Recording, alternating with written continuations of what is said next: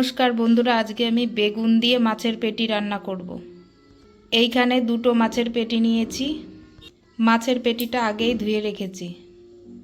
রান্না করার জন্য একটা বড় সাইজের বেগুন নিয়েছি, 7টা লঙ্কা, 3টে পেঁয়াজ কুচি। গ্যাসটা এবার ধরিয়ে নেব।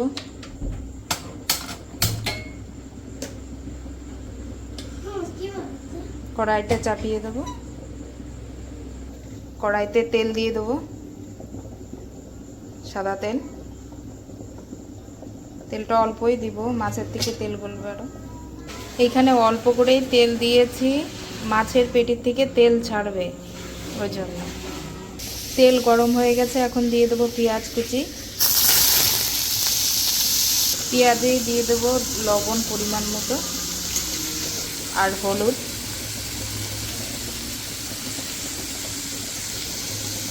পেঁয়াজটা হালকা ভাজা হয়ে গেছে, এখন দিয়ে দেবো কাঁচা লঙ্কা চেরা।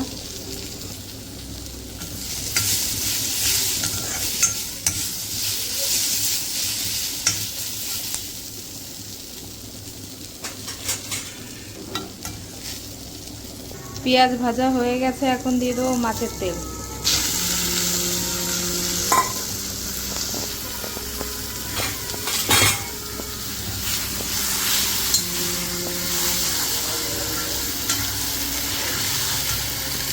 মাছের পেটির থেকে তেল ছেড়ে দিয়েছে, এখন দিয়ে দেবো বেগুন।